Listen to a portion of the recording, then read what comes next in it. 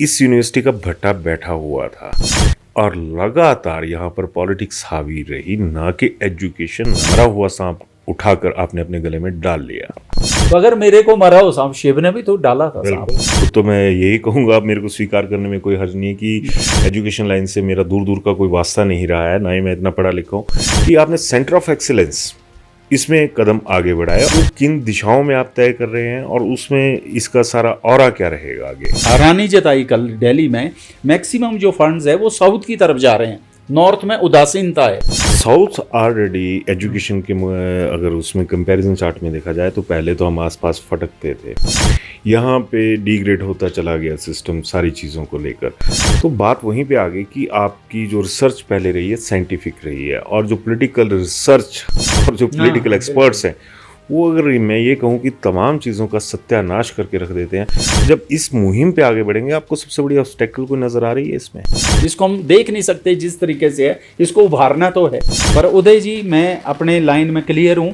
ये तमाम चीज़ें पहले भी हो सकती थी, लेकिन बातें वही आ गई कि शिक्षा सेकेंडरी होगी, प्राइमरी होगी, पॉलिटिक्स। कैसे देखते हैं कि आज की डेट में बच्चों को विचारधारा विशेष के साथ जोड़ना ज़रूरी है, या फिर रोज़गार के साथ जोड़ना ज़रूरी है, या फिर राष्ट्रीयता जो असल में होती रही है उसके साथ जोड़ना ज़रूरी है? तो वो अगर उसमें कॉम्प्रोमाइज़ किया है, ये तो अब वो जाने। प्राइवेट एजुकेशन की बात करूं और प्राइवेट यूनिवर्सिटीज़ की बात करूं, वो इस सबसे पुरानी यूनिवर्सिटी को टक्कर देने की पोजीशन में। तो चैलेंज तो अब आपको जो प्राइवेट यूनिवर्सिटीज़ हैं उनसे भी आ रहे होंगे। बीएसटी में प्राइवेट यूनिवर्सिटियों को इतनी ग्रांट मिली है और हमारे विश्वविद्यालय को एक भी ग्रांट नहीं मिली। साथ लगते जिले में एक यूनिवर्सिटी है, वहाँ पे जहाँ तक मेरे पास नॉलेज है कि 40 लाख रुपया ग्रांट दी जाती है। विश्वविद्यालय पैताल में, यहाँ कुछ भी नहीं है। बहुत बड़ी बात। ये पैताल में मैं भी मानता हूँ, पैताल में हम लोग पहुँच चुके हैं, हमारी शिक्षा व्यवस्था पहुँच चुकी है।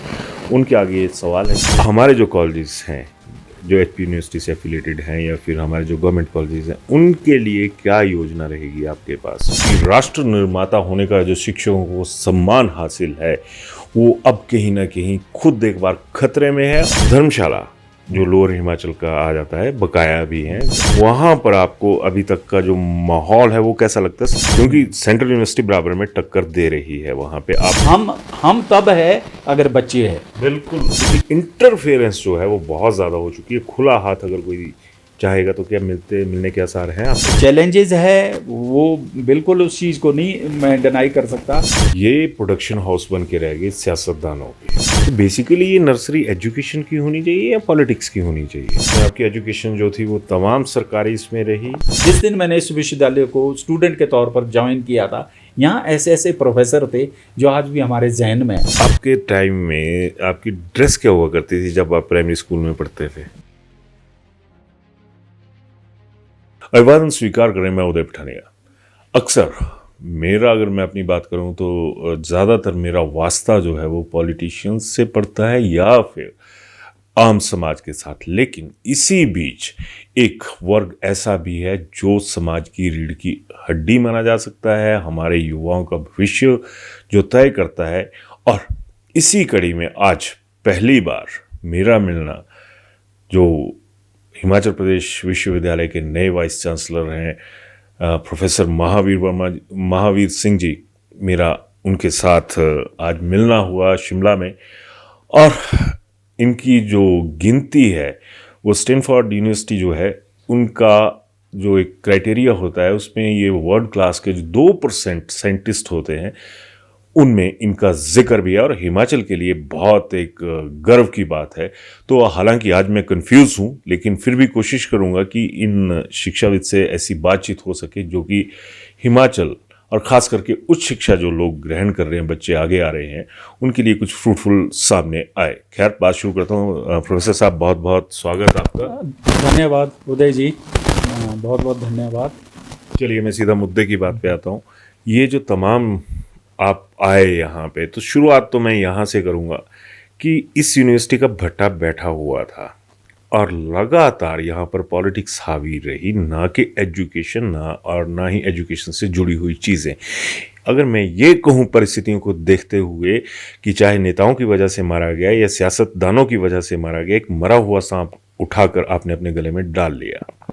उदय जी, ये तो वास्तविकता आपने बताई है कि विश्वविद्यालय आज निम्न स्तर पर जूझ रहा है, वो चाहे रिसर्च के माध्यम से या जो दूसरे आयाम है, वो चाहे फंडिंग है विश्वविद्यालय के लिए इंटरनेशनल या गवर्नमेंट एजेंसी से जो फंडिंग है उसमें हम जूझ रहे हैं। जो भी पैरामीटर्स होते हैं विश्वविद्यालय के लिए उसमें हम निम्न स्तर पर जूझ रहे हैं। और जैसा कि आपने कहा कि मरा हुआ सांप, ये भी बिल्कुल सच्चाई है। हो सकता है कि उस परमपिता परमेश्वर ने मुझे चुना हो इसके लिए, क्योंकि फूलों के सेज पर तो सब चलते हैं, कांटों के ताज के लिए अगर मुझे चुना है तो मैं ये चुनौती स्वीकार करता हूँ। इसमें मैं पूरी शिद्दत के साथ काम करूंगा। और पिछले 13 दिन से, जब से मैंने वाइस चांसलर की पदभार संभाला है, 13 दिन से मैं 24/7 काम कर रहा हूँ। वो चाहे डिफरेंट एजेंसी से, चाहे दिल्ली में, चाहे बड़े बड़े इंस्टीट्यूट से मेरी बात चल रही है उस दिशा में कैसे इस विश्वविद्यालय को, समय तो लगेगा, मैं ये नहीं कह सकता कि कितना हम उसमें आगे बढ़ेंगे, लेकिन चुनौतियां हैं।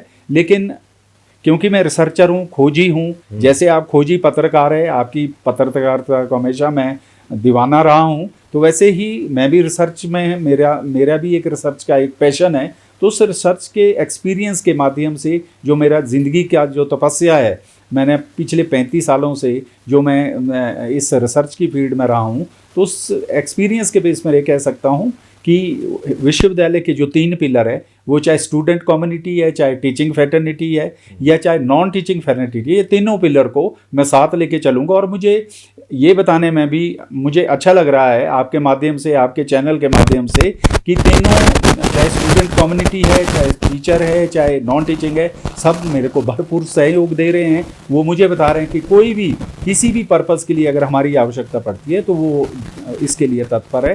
तो अब मेरी कोशिश है कि किस आदमी से किस तरीके से काम लेना है ताकि विश्वविद्यालय को पटरी पर लाने के लिए हम काम कर सकें, उस दिशा में काम करूंगा। बिल्कुल प्रोफेसर साहब, अभी तक का जो इतिहास रहा है, खास करके एचपी यूनिवर्सिटी का देखा जाए या बाकी बकाया संस्थानों का देखा जाए, यहाँ पर जो शिक्षा है उसके प्रसार की बजाय एक खास विचारधारा को फैलाने का और उसके लिए पुख्ता बंदोबस्त करने की जो आरोप हैं वो यहाँ पर लगते रहे हैं। तो ऐसे में जब आपने, मैं खुद तो मैं यही कहूँगा, मेरे को स्वीकार करने में कोई हर्ज नहीं है कि एजुकेशन लाइन से मेरा दूर दूर का कोई वास्ता नहीं रहा है, ना ही मैं इतना पढ़ा लिखा हूँ, कि आपने सेंटर ऑफ एक्सीलेंस इसमें कदम आगे बढ़ाए और लगातार 13 दिन में आपके जो दौरे थे वो चले हुए थे। तो सेंटर ऑफ एक्सीलेंस है वो किन दिशाओं में आप तय कर रहे हैं और उसमें इसका सारा ऑरा क्या रहेगा आगे? ये भी आपने बहुत महत्वपूर्ण प्रश्न उठाया है। अब जैसे आपने कहा कि विश्वविद्यालय जूझ रहा है हर एक स्तर पर, तो उस दिशा में मैंने सोचा कि इमीडिएट जो हमें, जिससे कि पूरी विश्वविद्यालय को हम पार्टिसिपेट कर सकें, स्टूडेंट को इंटर्नशिप में स्किल बेस के कुछ प्रोग्राम्स को हम जोड़ सकें, तो उस दिशा में जो सेंटर ऑफ एक्सेलेंस की जो आपने बात की, 3 सेंटर हम जो है उसमें मैंने लोगों को जोड़ दिया है, काम शुरू हो गया है। मेरी ब्यूरोक्रेटिक लेवल पर या गवर्नमेंट एजेंसी या आईआईटी के टॉप जो लेवल पर जो डायरेक्टर्स है उनसे भी मेरी चर्चा शुरू हो गई। मैं आपके माध्यम से बताना चाहता हूँ, आईआईटी बॉम्बे, आईआईटी रोपड़, दोनों डायरेक्टरों ने मुझे पूरा अश्योरेंस दे दी है कि हमारी जो भी पार्टिसिपेशन होगी यूनिवर्सिटी के अंदर, शिमला जो एक ऐतिहासिक सिटी है, यहाँ का जो विश्वविद्यालय है जो अपनी ग्लोरी के लिए, हिस्टोरिकल फैक्ट्स के लिए नॉन है, उस दिशा में 3 सेंटर हम खोलने जा रहे हैं। पहला सेंटर है ग्रीन एनर्जी, जो कि हमारे वर्तमान जो मुख्यमंत्री महोदय हैं उनका भी ग्रीन एनर्जी के ऊपर बहुत ज़्यादा वो इसको आगे ले जाना चाहते हैं। ग्रीन एनर्जी में जैसे सोलर एनर्जी है, इलेक्ट्रिकल व्हीकल है या हाइड्रोजन है, जब भी मैं उनसे मुलाकात होती है वो इसी चीज़ की बात करते हैं। तो ये जो सेंटर ऑफ एक्सीलेंस का जो पहला सेंटर है वो होगा ग्रीन एनर्जी का, फॉलोड बाय नैनो टेक्नोलॉजी। मतलब टेक्नोलॉजिकल हम यहाँ पर जो मटेरियल डेवलप करेंगे, क्योंकि ये मेरा भी फील्ड रहा है नैनो टेक्नोलॉजी, तो इसको हम जोड़ेंगे ग्रीन एनर्जी के साथ। दूसरा जो क्षेत्र है वो है डिज़ास्टर मैनेजमेंट। आपने देखा होगा हिमाचल में बहुत सारे कैलेमिटीज हुई थी, तो उसमें डिज़ास्टर मैनेजमेंट को भी हम यहाँ सेंटर खोलने जा रहे हैं। आज मेरी डीन प्लानिंग से बात हुई और जो जिन टीचर्स को, जिन फैकल्टी को मैंने इसमें जोड़ा है, बात हुई है, उसमें हम इनिशियल जो एलोकेशन है एटलीस्ट 2-2 करोड़ की, वो मैंने इंश्योर कर दिया है कि इनिशियल ग्रांट में सेंक्शन कर रहा हूँ, जो पीएम ऊषा से हमें जो ग्रांट मिली गवर्नमेंट में। तीसरा जो सेंटर है वो है साइबर सिक्योरिटी। आपने देखा होगा साइबर सिक्योरिटी आज की डेट में, चाहे डिजिटल अरेस्ट है, चाहे दूसरे फ्रॉड जो होते हैं, तो हम साइबर सिक्योरिटी भी एक डेटा साइंस हम क्रिएट करना चाह रहे हैं, आर्टिफिशियल डेटा साइंस, उसमें भी हम जो है उस सेंटर को आगे ले जा रहे हैं। तीनों सेंटर में काम करना शुरू कर दिया है और मुझे विश्वास है कि जल्दी ही जो फाउंडेशन डे के लिए हमारा ये खाका तैयार होगा, तो आदरणीय मुख्यमंत्री महोदय और जो हमारे महामहिम हैं गवर्नर साहब, उनके समक्ष में ये सारा प्लान लेके जाऊंगा और उस दिशा में, चाहे वो आईआईटी जैसे मैंने कहा, या दूसरा एआईसीटी के जो चेयरमैन है, कल मेरी बात हुई, बहुत बड़े आदमी हैं वो, जो डायरेक्टर भी रहे हैं आईआईटी के, उन्होंने वो डिजास्टर मैनेजमेंट के, वो बहुत खुश हुए कि शिमला होना चाहिए हब।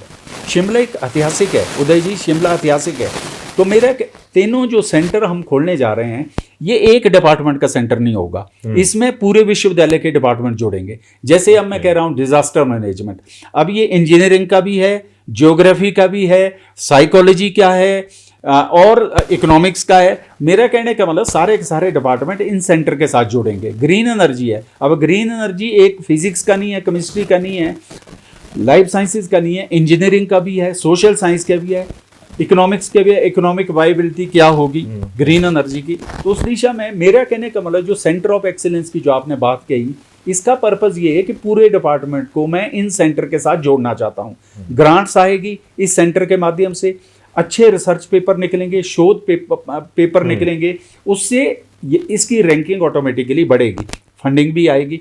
मैं आपके माध्यम से बताना चाहता हूँ, डीआरडीओ ने कल कहा किन सेंटर के माध्यम से हम बड़े बड़े प्रोजेक्ट के लिए जा रहे हैं, वो मेरी, और साइंस एंड टेक्नोलॉजी ने भी कहा है कि मैक्सिमम जो फंड्स है, उन्होंने हैरानी जताई कल दिल्ली में, मैक्सिमम जो फंड्स है वो साउथ की तरफ जा रहे हैं, नॉर्थ में उदासीनता है। वो बड़े खुश हुए जब एज ए वाइस चांसलर मैं सेना भवन में गया डीआरडीओ में, वो बहुत खुश हुए उसमें कि ऐसे यूनिवर्सिटी की तरफ से अगर इस तरह की प्रपोजल आएगी तो वो जेनरसली इसको आगे ले जाना चाहते हैं, वो भी कंट्रीब्यूट करना चाहते हैं। वही चीज आ गई कि एक प्रेजेंटेशन होती है जो आप करके आए। हाँ जी। साउथ ऑलरेडी एजुकेशन के अगर उसमें कंपैरिजन चार्ट में देखा जाए तो पहले तो हम आसपास फटकते थे, यहाँ पे डिग्रेड होता चला गया सिस्टम सारी चीज़ों को लेकर। तो बात वहीं पे आ गई कि आपकी जो रिसर्च पहले रही है साइंटिफिक रही है, और जो पॉलिटिकल रिसर्च और जो पॉलिटिकल एक्सपर्ट्स हैं वो, अगर मैं ये कहूँ कि तमाम चीज़ों का सत्यानाश करके रख देते हैं। जब इस मुहिम पे आगे बढ़ेंगे, आपको सबसे बड़ी ऑब्स्टेकल कोई नज़र आ रही है इसमें? है ऑब्स्टेकल्स, मैं मानता हूँ, क्योंकि मैं तो प्रैक्टिकल आदमी हूँ, हर स्टेप पर मुझे ऑब्स्टेकल्स भी आएगी। लेकिन जैसे मैंने कहा कि रिसर्चर कभी दाएं बाएं नहीं देखता है, वो फोकस्ड है। मुझे ये सेंटर खोलने हैं तो खोलने हैं। इसमें चाहे फाइलिंग सिस्टम है या पॉलिसी सिस्टम है, उसमें बहुत सारी अड़चन्स भी आती है, ब्यूरोक्रेटिक हर्डल्स भी आती है। पर उदय जी, मैं अपने लाइन में क्लियर हूँ, मेरा फोकस क्लियर है, क्रिस्टल क्लियर है, अंदर कोई ये नहीं है, कोई डाउट नहीं है, मैं करना चाहता हूँ। और मेरा व्यक्तिगत इंटरेस्ट कुछ नहीं है उदय जी। मैं तो जो हमारे मुख्यमंत्री जी ने मुझे दायित्व सौंपा है, या महामहिम महोदय ने जो मुझे दायित्व सौंपा है, और उन दोनों जो दो विशिष्ट हमारे मुखिया है स्टेट के, उन्होंने अगर मेरे पर विश्वास जताया है, तो मैं भी अपनी तरफ से पूरी शिद्दत के साथ इन सेंटर के माध्यम से ये जो नेगेटिविटी है, जैसे आप भी कह रहे हैं, ऐसी नेगेटिविटी है सिटी के अंदर भी है, क्षेमांचल में भी है, सबको प्यार है इस विश्वविद्यालय से। लेकिन ये जो घटनाक्रम पिछले बहुत सारे समों से जो उदासीन हो गया सब लोग, मैं इसके लिए किसी एक आदमी को जिम्मेवार नहीं ठहराता, पूरे सिस्टम का है, हम भी रिस्पॉन्सिबल है इसके लिए। लेकिन अब निकलना तो पड़ेगा, इस दलदल से हमें निकलना तो पड़ेगा, क्योंकि विश्वविद्यालय को तो बनाना है, इसको हम देख नहीं सकते जिस तरीके से है, इसको उभारना तो है। तो ये कलेक्टिव क्षेत्र में उभरने के चांसेस तो आ रहे हैं। मैंने जिस तरह से आपसे इंटरव्यू करने से पहले मैं कुछ लोगों से बात भी कर रहा था, क्योंकि इस मुद्दे का मेरे को पता नहीं था। तो ये तमाम चीज़ें पहले भी हो सकती थी, लेकिन बातें वही आ गई कि शिक्षा सेकेंडरी होगी, प्राइमरी होगी, पॉलिटिक्स, और उसमें ये तमाम चीज़ों को एक शिक्षाविद होने के नाते आप कैसे देखते हैं कि आज की डेट में बच्चों को विचारधारा विशेष के साथ जोड़ना ज़रूरी है, या फिर रोज़गार के साथ जोड़ना ज़रूरी है, या फिर राष्ट्रीयता जो असल में होती रही है उसके साथ जोड़ना ज़रूरी है? मेरा इसमें व्यक्तिगत मानना ये है कि विश्वविद्यालय को तो विश्वविद्यालय रहना चाहिए। ये एक ऐसा माध्यम है कि जहाँ पर कि एकेडमिक की सर्वोपरि होना चाहिए, उसमें डाइल्यूशन नहीं होनी चाहिए। उसके लिए चाहे पॉलिटिकल इंटरफेरेंस या दूसरी वो भी होती है, ऐसा नहीं, हम उसको डिनाई नहीं कर सकते। लेकिन अगर मैं चेयर पर बैठा हूँ विश्वविद्यालय के, तो ये मेरा दायित्व बनता है। अगर गवर्नमेंट को भी अगर मुझे बताना होगा, तो ऐसा नहीं है, जो भी मुखिया होते हैं पहले भी रहे होंगे, अगर वाइस चांसलर प्रॉपर वे में उसको कन्वे करेगा, तो ऐसा नहीं है, पॉलिटिकल क्लास भी और ब्यूरोक्रेटिक क्लास भी समझती है उस बात को। पॉइंट है कि क्या आपने उसको अच्छे तरीके से प्रेजेंट किया, आपके माइंड में क्या फोकस था। अगर आपके माइंड में फोकस था कि मुझे अच्छे फैकल्टी को लगाना है, क्वालिटी की टीचर को लगाना है, तो वो अगर उसमें कॉम्प्रोमाइज़ किया है, ये तो अब वो जाने उन्होंने अगर है। लेकिन मैं क्लियर हूँ कि अगर विश्वविद्यालय को चलाना है तो कुछ ना कुछ तो सख्त कदम करने पड़ेंगे, उठाने पड़ेंगे। क्योंकि अगर प्राइवेट एजुकेशन की बात करूं और प्राइवेट यूनिवर्सिटीज़ की बात करूं, वो इस सबसे पुरानी यूनिवर्सिटी को टक्कर देने की पोजीशन में, या तो ये कहें कि नेताओं ने पहुंचा दिए, अपना जो घर का इंस्टीट्यूशन था उसका भट्ठा बिठा के रख दिया। तो चैलेंज तो अब आपको जो प्राइवेट यूनिवर्सिटीज़ हैं उनसे भी आ रहे होंगे। और चलिए पहले इसका जवाब दे लीजिए। हाँ, ये अब मुझे हैरानी हुई है, कल डीएसटी में प्राइवेट यूनिवर्सिटियों को इतनी ग्रांट मिली है और हमारे विश्वविद्यालय को एक भी ग्रांट नहीं मिली। मैं अपने आप से ही अंदर से स्तब्ध हूँ। उदय जी, मैंने इंडिविजुअल प्रोजेक्ट यहाँ इतने लाए हैं, करोड़ों के लाए हैं, डिपार्टमेंट ने लाए हैं, लेकिन जब मुझे पता लगे कि हमारे स्टेट के ही प्राइवेट यूनिवर्सिटियों में इतने ज़्यादा फंड्स लाए हैं और हमारी विश्वविद्यालय बिल्कुल साइलेंट है। मैं वही बोल रहा हूँ कि एक साथ लगते जिले में एक यूनिवर्सिटी है, वहाँ पे जहाँ तक मेरे पास नॉलेज है कि 40 लाख रुपया ग्रांट दी जाती है, जबकि इंफ्रास्ट्रक्चर वहाँ पे सरकार का है, तमाम जितने रिसर्च के इंस्ट्रूमेंट्स हैं वो सरकार के हैं। तो 40 लाख रुपए में, हालांकि बीच में सरकार ने इस पर अभी इनिशिएटिव लेने जा रही है कि भी अपने युवाओं को रोज़गार दो, बजाय इसके कि हम किसी और को दें। हमारे पास पीएचडी हैं, डॉक्टरेट हैं, दूसरी रिसर्च वर्क कर रहे हैं। तो जब ऐसी चीज़ें आ जाएंगी तो डॉक्टर साहब ये भरोसा बनाने में तो आपको भी वक्त लगेगा। वो बिल्कुल, जैसे आपने कहा, इसमें समय लगेगा, क्योंकि इतने लंबे समय के लिए यहाँ गिरावट आई। आज हम जमीन पर बैठे हैं, इससे नीचे कुछ नहीं दिख रहा है, पाताल है। ये बॉटम पैताल में है, हम विश्वविद्यालय पैताल में, यहाँ कुछ भी नहीं है। बहुत बड़ी बात, ये पैताल में, मैं भी मानता हूँ। इतना कहने का जिगरा चाहिए होता है आदमी के अंदर, कि इतना जिगरा रखता है कि बता सके कि हम पाताल में हैं। और जिन लोगों की वजह से पाताल में हम लोग पहुंच चुके हैं, हमारी शिक्षा व्यवस्था पहुंच चुकी है, उनके आगे ये सवाल है कि आप लोगों ने पहले क्या किया था।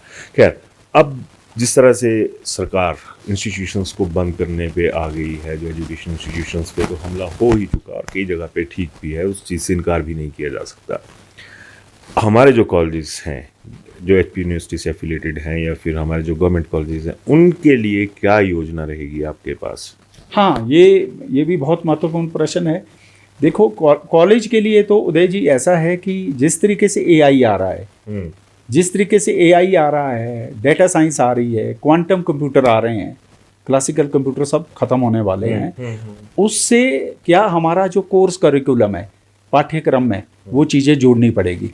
आने वाले समय में मैं आपके माध्यम से कहना चाहता हूँ, शिक्षा का वो जो लेवल है वो चेंज होने जा रहा है।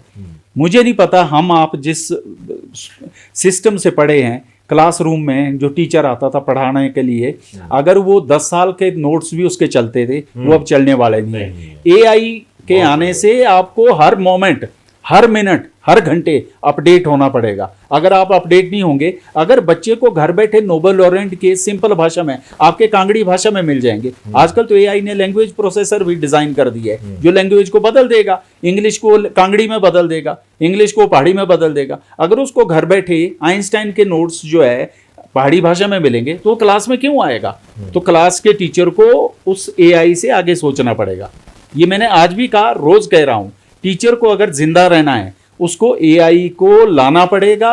जो टीचर ये सोच रहा है कि मैं नहीं एआई लाऊंगा, तो वो धोखा खा रहा है, वो ऑब्सोलीट हो जाएगा, आइसोलेट हो जाएगा। क्योंकि एआई, मैं यूरोप में देखता हूँ, जो एजुकेशन का सिस्टम हो एआई से इतने ब्यूटीफुली, हमारा ज़माना था, हम जो हिंदी के अक्षर या इंग्लिश जो ABCD या रट रट के पढ़ते थे, वो ज़माना चले गया है। अब तो विजुअल से वो एआई से इतने सिंपल वे में सिखाते हैं। मेरा कहने का मतलब है, एआई अच्छी चीज़ है, लेकिन उसको आप कितना आगे करिकुलम में डालोगे वो एक बहुत बड़ा विज़न है, बहुत बड़ा विषय है, उसको हमें कॉलेज लेवल पर ले जाना पड़ेगा।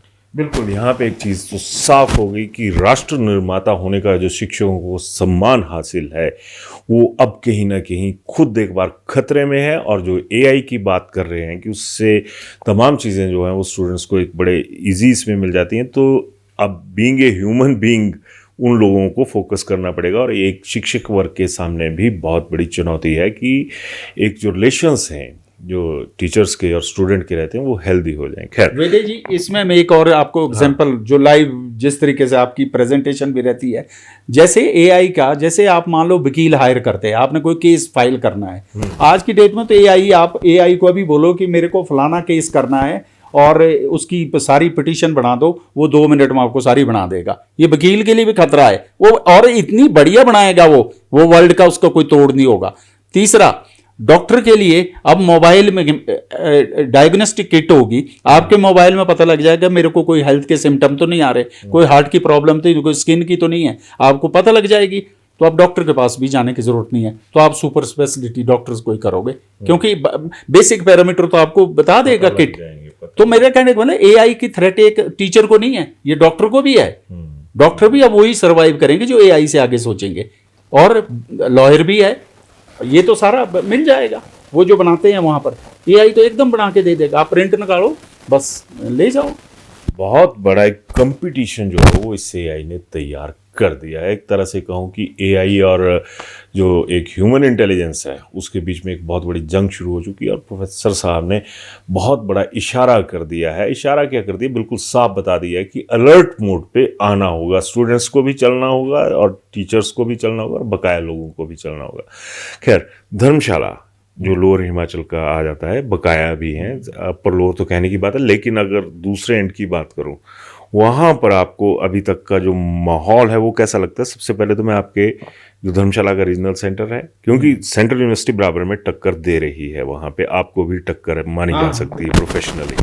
बहुत अच्छा आपने बताया कि जो बहुत दूर यहाँ से वो सेंटर हमने किसी यूनिवर्सिटी ने जो बनाया था, वहाँ भी बहुत सारे इशू है। हाँ, 96 में बहुत सारे इश्यूज है, वहाँ भी कुछ कंस्ट्रक्शन बिल्डिंग के इशू भी है, कुछ जो है एडमिशन के भी इशू है, कुछ फैकल्टी के भी इशू है। तो आने वाले समय में जल्दी मैं दौरा करूँगा वहाँ का, और वहाँ की ग्राउंड रियलिटी में जानूँगा, क्योंकि अभी मैं इस पोजीशन में नहीं कि मैं कुछ बता सकूं कि जब तक कि मैं वहाँ दौरा नहीं करूं। मैं आपको बताऊं एक एग्जांपल, जिस दिन मैंने ज्वाइन किया उस रात को 2 दिन के बाद मैंने रात को यहाँ 1 बजे राउंड मारा, 12-1 बजे के रात को मैंने हॉस्टल का देखा, जायज़ा लिया कि कहाँ चौकीदार है, कहाँ क्या सिक्योरिटी हमारी क्या है। फिर मैं लाइब्रेरी में गया 24/7, मैंने बच्चे देखे पढ़ते हुए। वहाँ कुछ कंसर्न थे कि उनके एक तो क्लीनिनेस नहीं थी, पर्दे नहीं थे, प्रॉपर वेंटिलेशन नहीं थी, वो सारा इंस्टॉल किया मैंने। सुबह ही मैंने एग्जीक्यूटिव इंजीनियर को बुला के उन चीज़ों को किया, ये पूरी करिए। मेरा तो उदय जी ये है कि हम तब है अगर बच्चे हैं। बिल्कुल, विश्वविद्यालय के लिए पहली कड़ी है बच्चों के लिए फैसिलिटी, अगर हम वो नहीं दे पाए तो हमारा फिर इस पोजीशन पर रहने का कोई पर्पस नहीं। बोल रहा हूँ सर, क्वालिटी एजुकेशन की बात करें, क्वांटिटी एजुकेशन की लड़ाई चलती है। धर्मशाला लोअर की बात करूँ तो वहाँ पे सेंट्रल यूनिवर्सिटी की स्थापना के लिए वो चली हुई हैं चीज़ें, और इतने साल हो गए वो हो नहीं पाई। इनका अगर मैं ये कहूँ कि क्रेडिट लेने के लिए नेताओं की जमात में हाय तौबा मची रहती है, और किसी भी कॉलेज में फंक्शन होगा, कहीं भी होगा, ये लोग हार पहन के पहुँच जाते हैं, पहनाने के लिए पहुँच जाते हैं, चाहे जो मर्जी सरकार हो।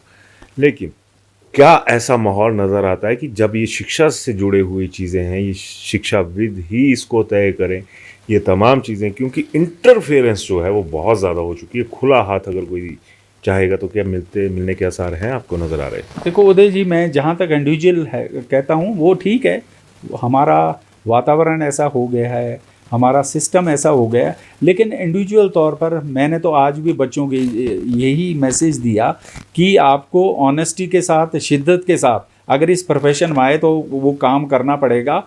चैलेंजेस है वो बिल्कुल, उस चीज़ को नहीं मैं डिनाई कर सकता। क्वालिटी के जैसे आपने कहा कि कंपैरिजन होगा वहाँ पर, एक रीजनल सेंटर है, फिर सेंट्रल यूनिवर्सिटी भी है, तो मुझे तो अपने रीजनल सेंटर को स्ट्रेंथन करना है।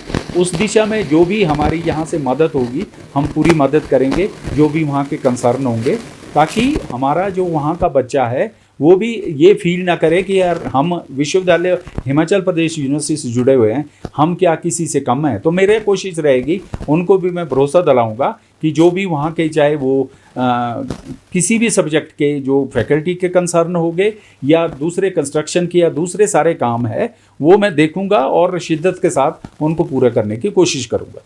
बिल्कुल। अब मैं लास्ट वाले पार्ट की तरफ आ रहा हूँ सर। ये प्रोडक्शन हाउस बन के रह गए सियासतदानों के, कभी पार्टी ए कभी पार्टी बी, और छात्र संगठनों के आंदोलन रहते हैं कि ये सब चीज़ें की जाए। तो बेसिकली ये नर्सरी एजुकेशन की होनी चाहिए या पॉलिटिक्स की होनी चाहिए? ये तो जहाँ तक विश्वविद्यालय है, मैं व्यक्तिगत तौर पर मानता हूँ कि डिबेट होने चाहिए, एक फ्रूटफुल डिबेट होना चाहिए, डिस्कशन होनी चाहिए डेटा के बेस पर कि क्या क्या विश्वविद्यालय के लिए किस किस इशू पर हमें डिस्कस करना चाहिए। वो एक लाइव डिबेट या लाइव डिस्कशन होनी चाहिए। लेकिन जिस तरीके से कल भी मुझे, आज जब मैं सुबह आया हूँ तो कल भी यहाँ कुछ छुटपुट घटना हुई है बच्चों के बीच, ऑर्गेनाइजेशन के बीच। सुबह ही मैंने डीजीपी साहब से भी बात की और हमारे डीएसपी साहब ने भी मुझे जो बताया गया है, तो बच्चों को मैं यही मैसेज दे रहा हूँ, क्योंकि मैं फैकल्टी को एड्रेस कर चुका हूँ जब मैंने ज्वाइन किया, नॉन टीचर को। बच्चों को इसलिए नहीं कर पाया क्योंकि एग्जामिनेशन के दिन है, लेकिन बच्चों को भी मैं मैसेज लेके जा रहा हूँ। जितने भी ऑर्गेनाइजेशन, उनको मैं कह रहा हूँ कि आप अपने डोमेन में जो आपकी लेजिटिमेट राइट है, जुडिशियस क्रिटिसिज्म हमेशा वेलकम करते हैं हम, लेकिन अननेसेसरी आप चीज़ों को स्ट्रेच करोगे तो वो फिर आपके हित के लिए नहीं है, विश्वविद्यालय के लिए नहीं है सबसे पहले। तो उस दिशा में जो भी पॉजिटिव स्टेप होंगे, डिसिप्लिन सबके लिए वो रखना पड़ेगा, बरकरार रखना पड़ेगा। मैंने बच्चों को भी क्लियर कर दिया कि अपनी लिमिट को समझें, अपने कंडक्ट रूल को समझें। विश्वविद्यालय माप रहे हैं तो विश्वविद्यालय है, हम सबका है, स्टूडेंट का भी है, तो उस दिशा में जो भी होगा वो हम कदम उठाएंगे उनके हित में। बिल्कुल। डॉक्टर साहब, चलते चलते मैं लास्ट में, आपकी एजुकेशन जो थी वो तमाम सरकारी इसमें रही? हाँ उदय जी, मैं एक कुमारसन के छोटे से गांव घुमाना, जहाँ से JBL खाची रहे हैं, वो दिल्ली यूनिवर्सिटी के फर्स्ट प्रेसिडेंट थे। मैं उस आज उनके बेटे आए थे मेरे को हाँ इनवाइट करने, खाची साहब के, विजयपाल खाची जी, उनके साथ बहुत सारे गांव से थे लोग जो सुबह आए थे। फक्र की बात है। हाँ जी, तो मैं उस गांव से हूँ, उस स्कूल ऑफ थॉट से हूँ, खाची साहब जैसे जो थे उस स्कूल ऑफ। और मैं कहना चाहता हूँ कि आदरणीय हमारे जो मुख्यमंत्री जी है, ये भी उसी स्कूल ऑफ थॉट से निकले हुए हैं। तो मैं उस जगह से मेरी प्राइमरी हुई है, फिर कुमारसन गया मैं, वहाँ हाई स्कूल किया, फिर मैं रामपुर पढ़ा, BSc मैंने रामपुर किया, और उसके बाद MSc करने आया, फिर PhD मैं दिल्ली चले गया। तो फिर मैंने, आपको मैं बताना चाहता हूँ, DAV कॉलेज कांगड़ा में भी पढ़ाया मैंने। जीवन साहब मेरे बड़े रहे हैं, और हाँ प्रिंसिपल, और उनके साथ हमने बहुत अच्छा, आज भी मैं उस कॉलेज के लिए मैं जाता रहता हूँ। वो अपने आप में ऐतिहासिक है, वो कॉलेज अच्छी सर्विसेज दे रहा है, पटियाल साहब है।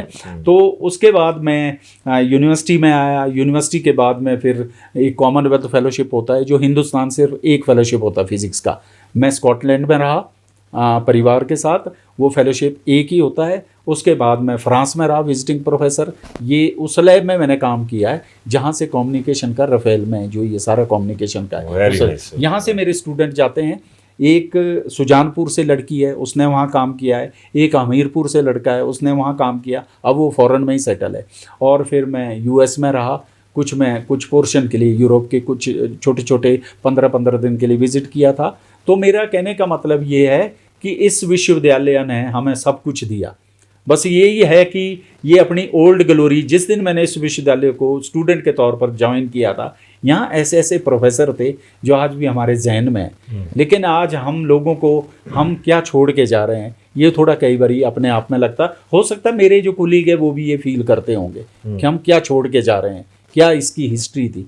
तो यही एक है कि जितना हो सके कि हमने कंट्रीब्यूट करना है, काम करना है, बस जो मौका दिया है सरकार ने और चांसलर साहब ने, तो उसके लिए हम दिन रात में काम करूंगा। बाकी ऊपर वाले के, मैं ना आगे देखता हूँ उदय जी, ना पीछे देखता हूँ, मैं प्रेजेंट देखता हूँ। अगर आप प्रेजेंट सुधार दोगे तो फ्यूचर ऑटोमेटिक। हमें प्रेजेंट को काम करना है, और मुझे विश्वास है कि जो टीचर अगर मतलब उन सब टीचरों को साथ लेके चलना है, और मुझे विश्वास है सारे टीचर साथ चलेंगे और नॉन टीचिंग भी साथ चलेंगे, स्टूडेंट भी साथ चलेंगे, तो विश्वविद्यालय पॉजिटिव सोच के साथ, पॉजिटिव नोट के साथ, ताकि ये जो विश्वविद्यालय ये ओल्ड ग्लोरी को अपना अचीव कर सके। मैं ये आपके माध्यम से, किसी वक्त ये विश्वविद्यालय अकेला था यहाँ पूरे हिमाचल में। हाँ बिल्कुल।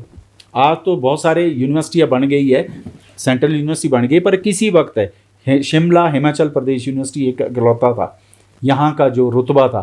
तो मैं चाहता हूँ वो रुतबा बने रहे, और उस दिशा में मैं आपके माध्यम से ये बताना चाहता हूँ कि इस विश्वविद्यालय को 10 करोड़ की अभी IIT रोपड़ से ग्रांट मिल गई पेयर्स की, और 10 करोड़ अभी और मिलनी है साथी की, वो भी अनाउंसमेंट मेरे ख्याल हफ्ते में आने वाली है। और मैं आपको बताना चाहता हूँ, कल मैं जिस तरीके से दिल्ली आया हूँ, मैं परसों से टीचर के साथ बैठ रहा हूँ, खुद बैठूंगा, और हम जो है बहुत बड़े प्रोजेक्ट के लिए ऊपर जा रहे हैं, वो चाहे डिफेंस के है, चाहे साइंस एंड टेक्नोलॉजी के है, चाहे सोशल साइंस के।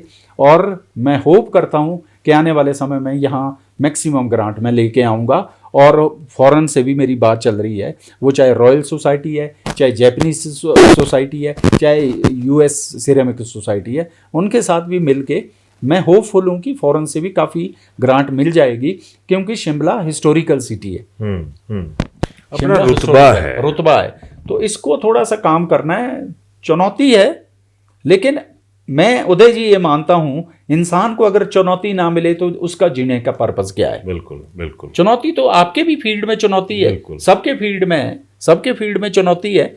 अब चुनौती से हम ये नहीं कह सकते, अब इस विश्वविद्यालय का आपने जैसे कहा धरातल पर है, अगर मुझे इसके लिए जिसको कि आपने संज्ञा दी मरा हुआ सांप, तो अगर मेरे को मरा हुआ सांप, शिव ने भी तो डाला था सांप, उसको उससे प्यार किया था। तो मेरा ये है कि अगर मुझे भगवान ने चुना है इसके लिए, तो मैं तैयार हूँ झोंकने के लिए, मैं तैयार हूँ। बिल्कुल नहीं, अब वो शोभायमान होंगे तो फिर अच्छी बात होगी। मैं चलते चलते एक और सवाल, आपके टाइम में आपकी ड्रेस क्या हुआ करती थी जब आप प्राइमरी स्कूल में पढ़ते थे, हाई स्कूल में गई? हाँ बिल्कुल, वो तो पहाड़ी कुछ नहीं, बस वो सिंपल खाकी होती थी। सिंपल जो होते थे वो जो खाकी की जो कुर्ते तख्ती होती थी वो स्याही से, बिल्कुल। तो वो कलम, मैं तो ये कहता हूँ कि उस टाइम हम जो है स्याही होती थी, आज वो ग्रेफीन बन गई है जो फ्यूचर मटेरियल है। आने वाला समय गोल्ड का नहीं है, डायमंड का नहीं है उदय जी, आने वाला समय ग्रेफीन का है, जो कि कार्बन का सूक्ष्म रूप है। इंसान का सूक्ष्म रूप अंदर ही है, बिल्कुल अंदर। और ये तो साइंस ने भी, अब नोबेल प्राइज जो मिला लास्ट ईयर, वो क्वांटम एंटेंगलमेंट है। क्वांटम एंटेंगलमेंट का जिस्ट ये है कि अगर आप छोटे कण के 2 पार्ट कर दो, एक यहाँ समरेल है, दूसरा 7 समुंदर पार है, मंगल पर है, एक यहाँ एक वहाँ है, आप यहाँ कुछ भी करोगे उसको पता लग जाएगा इंस्टेंट। अब कैसे ट्रेवल हुई वो, इसका मतलब कम्युनिकेट नहीं हुआ वो, कैसे हुआ है, ये है क्वांटम। क्वांटम का मैं आपको और एग्जांपल के साथ कहना चाहता हूँ, पूरी दुनिया के बैंक के एम्प्लॉइज है, पूरी दुनिया के, जितना वो 1 साल में काम करेंगे, क्वांटम कंप्यूटर उसको 5 मिनट में कर लेगा। ये मन और बुद्धि से उदय जी परे है, साइंस भी इसको मानती है। हम देवी देवता को हम मानते हैं, वो क्या कहते थे जो हमारे गुरु होते हैं, वो कहते हैं मैं मन और बुद्धि से परे हूं, जब वो खेलता है। क्वांटम भी वही कह रहा है, क्वांटम भी वही है, वो ये एस्टेब्लिश हो गया है, वो भी यही कह रहा है, मन और बुद्धि से परे, जिसको महात्मा कहते हैं, कॉन्शियसनेस जिसको कहते हैं। आज रिसर्च कॉन्शियसनेबल पर। अब मैं अगर वही चीज कहूँ, वक्त साबित करेगा खैर इन चीजों को, कि अगर यूनिवर्सिटी की आत्मा अगर आपके जरिए रिफ्लेक्ट हो रही है तो एक बड़ा सुखद संकेत है। और एक गुजारिश बच्चों के साथ भी रहेगी कि अपनी यूनिवर्सिटी, कहते हैं ना कि सारी चीज़ें हैं, पंप एंड शो की तरफ भागना। हो सकता है कि पिछले दौर में इस यूनिवर्सिटी की जो दुर्गति थी वो हुई हो, लेकिन भरोसा कीजिए घर की यूनिवर्सिटी है, और जब ऐसे आपके गाइड, आपके सारथी होंगे महावीर जी की तरह से, तो हर जंग जो है वो आसान भी रहेगी। और डॉक्टर फिर बधाई, और ये हम लोगों का सौभाग्य है हिमाचल का। मैं आपको जल्दी बस कुछ न कुछ जब सिम्टम अच्छे आएंगे तो फिर हम जरूर आप डेफिनेटली सर, अच्छा लगेगा, और टच में रहूंगा आपसे। और मैं जहां से आपकी मतलब जब पहले भी आपसे मिला हूं, मैं देखो फिजिकली तो हम आज मिल रहे हैं, हाँ फर्स्ट ठीक है जी, जिस दिन मैं मुख्यमंत्री जी से मिले उस दिन थोड़े सी महामारी हुई थी, लेकिन पहली दफा आज मैं मिल रहा हूँ, लेकिन मैं फॉलो करता हूँ आपको। धन्यवाद। आपका कोई गलती हो तो आपने नहीं नहीं नहीं नहीं नहीं जिस तरीके से आप नो नो नो नो छोटी सी चीज को कॉम्प्लेक्स करना, वो जर्नलिज्म का, आपकी जो जर्नलिज्म का मैं कायल इसलिए हूँ कि आप मन में घुस जाते हैं अंदर, दिल में। और मेरी भी ये कोशिश रहती है कि भौतिकी को, फिजिक्स को कितना सिंपल हम ले जा सके, बस यही है। हाँ जी। चलिए, तो समर हिल सही मायनों में कई यादें जुड़ी हैं, हम लोगों की यादें भी जुड़ी हैं, और एक तरह से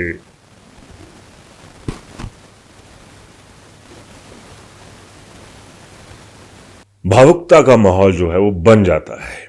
और हमारे स्कूल, हमारी चीज़ें, पेरेंट्स को भी थोड़ा सा सोचना चाहिए कि जब कंपैरिजन करते हैं तो हाई एंड की तरफ हम भागते हैं। जो सेमिनार हमारे यहाँ पर आकर होटल्स में प्राइवेट यूनिवर्सिटीज़ लगा रही है, हम उनके ग्राहक हैं, हम उनके लिए एक प्रोडक्ट है, उन्होंने अपना प्रोडक्ट बेचना है और हमने खरीदना है। लेकिन शिक्षा खरीदी नहीं जा सकती। पंप एंड शो के पीछे मत भागिए।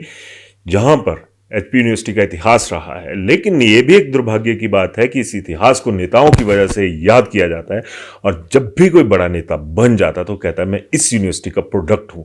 वो प्रोडक्ट कहीं नजर नहीं आते जो इसी यूनिवर्सिटी के रहे। एग्जाम्पल हमारे सामने हैं। तो नेताओं को छोड़िए, कोई चक्कर नहीं, बच्चों का जो वर्तमान है, जो भविष्य है, वो इस यूनिवर्सिटी में भी सेफ है और एक बड़ा चमचमाता भविष्य रहेगा, क्योंकि महावीर सिंह जी जैसे लोग जो है वो आप इसके सारथी हैं। बातचीत के इसलिए जरूर। धन्यवाद।